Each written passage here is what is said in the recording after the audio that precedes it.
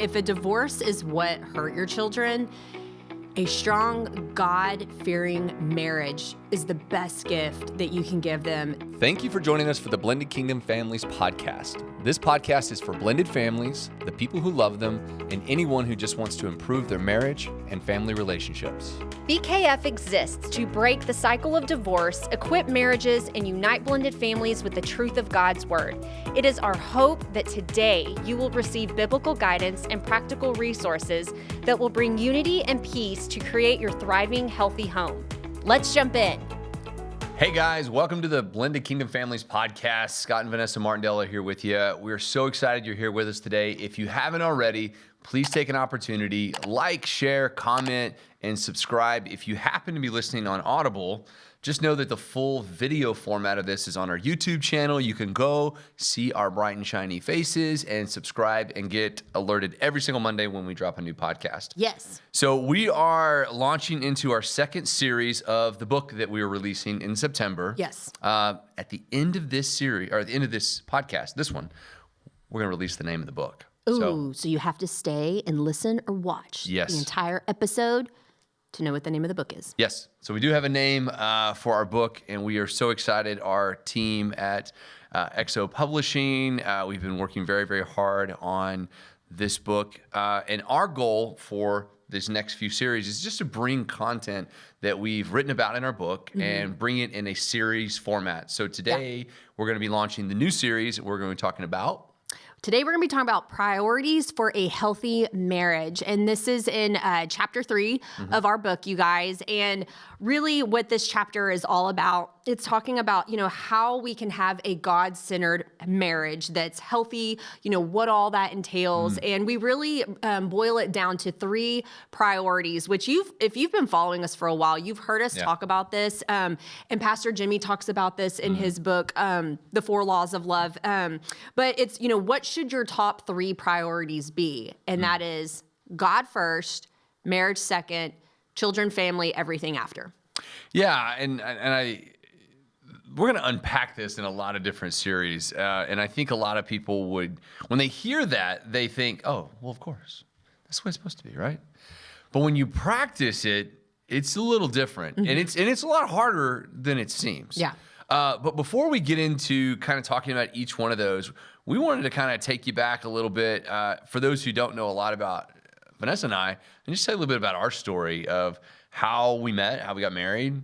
Yeah. It was like an evening, and there was sunlight above you, and I walked in, and there was an audible voice from God. No, none of that was quite like that, was it? No, not quite like that. But probably much like a lot of you, when we first got married, I think I didn't understand what it meant to, to put Christ first, and then my marriage second, and then my son Michael after that. And it was really difficult because I had been a single mom for about 6 years, and it was me and Michael. I was in the driver's seat, Michael was in the passenger seat. And so that new dynamic of moving you now into the driver's seat, me into the passenger seat, and Michael going in the back, it was really difficult for us. And from a lot of families and couples that we've spoken with, this is a common theme, especially in remarriage and in blended families. Yeah, and I was riding in the car by myself for 36 years, so I didn't need to have anybody in my car, whether they were in the front, in the back, or whatever. So there was a dynamic of us just, I think, first of all, there's an excitement about what's about to happen and your relationship, and you have this concept and this thought about what's going to happen or what it's going to be. In an excitement stage, it's almost a little bit easier to keep those priorities in line. Yeah. However, if you don't do the prepare work, it may be really hard. And I know, for those who've listened to us in the past, you know how passionate we are about biblical counseling. You know how passionate we are about pre-marriage counseling. Yes. So let's just talk about pre-marriage for a little bit. Yeah. Like, what is it really? And how can it help you? And even if you're just newly blended and you maybe like, man, we didn't do pre-marriage. Doesn't mean you can't go back and like do it now. Right. So really, Vanessa, what is pre-marriage counseling, and what do you think couples will gain from it? Yeah, pre-marriage counseling, you guys, it's whether it's a biblical counselor or maybe just a practical counselor. It was important for us to find someone that could give us godly wisdom and incorporate their knowledge. And so we found a biblical counselor. And what it is, it's a godly counsel that can just meet with you and your future spouse or spouse already and just talk through the things that you're going through, talk about the things that you're going to be stepping into. A lot of pre-marriage counselors who specialize in pre-marriage can do assessments such as one that Scott and I really like that he does with couples when he does pre-marriage. It's called Prepare and Enrich. And it's an assessment that you and your spouse take separately. You answer questions, and it kind of, it goes through areas of like finance, intimacy, discipline with children, all of these different areas. And it shows you where you agree and where you disagree. And I think that this is so neat and it's so important because you can then bring these topics to light and begin to talk through them in the pre-marriage process before you get married so that, it can hinder you or it can help you as you're, beginning to blend to not, step on those landmines that we talk about, and you've already kind of talked through these potential situations that could come up with, how are we going to discipline our children? How are we going to, do finances together and things like that? Yeah, I've done it with a lot of couples, and it's always, first of all, I think pre-marriage counseling, I think it's a really interesting, fun thing to do. A lot of, again, in pre-marriage, you're so excited about the marriage, but you're also wanting to do it right. Right. So it really is an opportunity with Prepare and Enrich, and to go through and do an examination. I think there's about 13 different areas that it examines. Yeah. So it's kind of like taking a deep dive into the body of, let's look at the heart, let's look at the lungs, let's look at all the different body parts, and let's determine what needs attention, where you're strong. Yeah. But the part that I love about it is it gives a guided kind of tour through the pre-marriage counseling event. So if you haven't already done, if you're already married and you didn't do pre-marriage counseling, you can go back and do this. That's why they call it Prepare and Enrich. Yeah. You can go and search that site, and you can find all the counselors who are able to do that. Yeah. And one of the reasons we talk about this and we think it's such a good idea is blended family marriage is a little more unique because it's not your first marriage. So you've already learned things about marriage that you're bringing into this new marriage. Yeah. Vanessa, I wanted to ask you, as you looked at, when we got married, and as you had been married previously, so what was it about this new marriage that you wanted to look at? What was different for you? Yeah, I think going into our marriage, there was just an awareness of what I knew didn't work the first time and what I wanted to work this time. And so I think that is why when we went and did our counseling, it was so important to be able to just be open and vulnerable with you and just share, like, this is what I experienced and this is what I don't want. And then talk about, this is what I desire. And some of that, might have been a little flawed. And so I think that's where having great godly counsel to walk with you through that is so helpful. And so, I knew that going into our marriage, I was like, I want this to work. Like, I don't want to ever have to experience the trauma of divorce ever again. And I wanted our marriage to be blessed. I wanted to do it God's way. And so it was important that we set that foundation from the beginning, because I knew that once we did that, that even when we go through trial and tribulation, which Scripture promises that, like, we will experience trials and tribulations in this lifetime. We'll experience it in our marriages. There are mountaintop moments, there are deep valley, seasons. And, but I knew that, going into this, that if we did it God's way, one, and then two, if we could just equip ourselves with as many tools and as many resources. And again, godly counsel, you'll hear me talk about that a lot, you guys, that we would be armored up in this marriage. So. Yeah. And I think one of the things that stuck out to me is, even though I hadn't been married, I'd been in relationships. Right. So I brought my own baggage. Right. 36 years single it's a lot of time to develop bad habits. Yeah.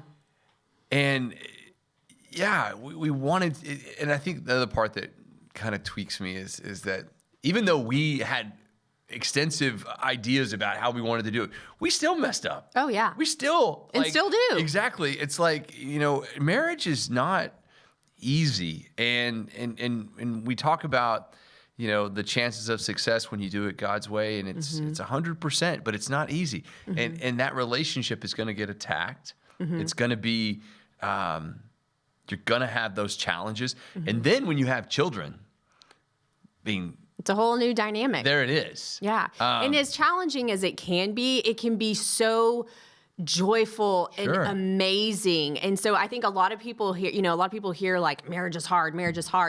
Yes, like any life is hard, but yeah, like you said, Scott, when we do it God's way, it can just prepare us, and it can give us that foundation and just that strength that we need just to keep going. And it takes intentionality. Marriage is it's a daily die to self act that we have to do as a spouse. And it's being intentional every single day. And, we believe that doing marriage God's way means that you set your priorities early and you defend them as often as possible. And that's one thing that we talk about in the book. So it's, how can I make sure that I'm keeping God first daily, you next to that, and then our children and family and everything else after.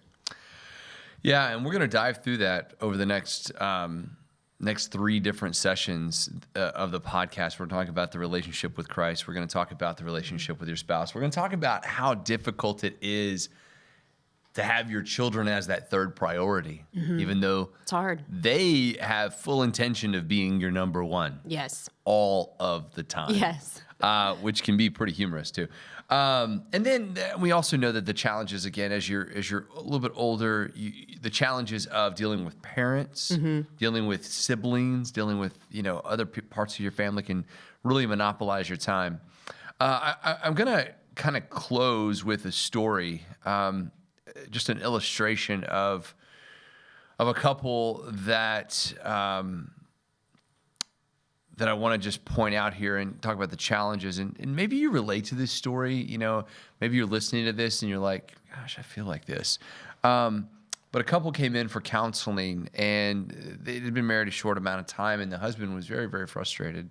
And again, it was very similar to kind of your situation, Vanessa, having been a single mom for so long. And you mentioned the passenger seat where Michael sat. That was the story of this marriage. And as we use the illustration of the car, but there was a lot of illustrations that kind of went with this. And basically the husband was so frustrated because the wife really just took her children and locked arms with the husband, and then immediately kind of pushed him to the back and said, no, my children are first. And I've heard this comment a lot. Yeah. If you look through different social media, you'll see the comment happen a lot. Like, my kids are first priority.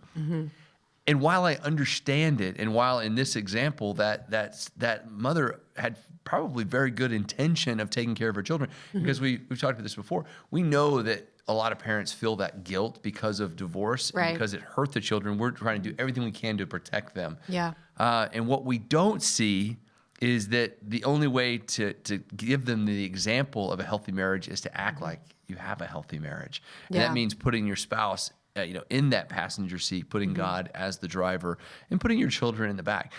Ultimately, that situation turned into one of those where it said, no, my children are the first priority. And unfortunately, that marriage dissolved. Yeah. Because of that, because we're not designed to live our marriage that way. Yeah. That's not the way God wants to live our marriage. So I don't know how many people out there are listening today and are in that blended family scenario, and and you may feel like you're in the back seat to the children, or maybe you feel maybe you just feel lucky enough to be in the car at all. So I don't know how many people are in that situation, but I do want to point out, and as we talk through this, the priorities of the relationship kind of need to be set in place. Yeah. What I want to say to what you were saying about the divorce, Scott, if a divorce is what hurt your children, a strong, God-fearing marriage is the best gift that you can give them, and that can help with their healing process. And so, just to piggyback off of that, it's the best gift that we can give our children. And again, it's so important why we talk about, how important the priorities are, because the greater the love, the higher the priority. The more you love someone or something, the higher you're going to put that on your list. Yeah. And so when we can love and have God first, marriage second, children and family third. In that order. In that order. All of the time. Yeah.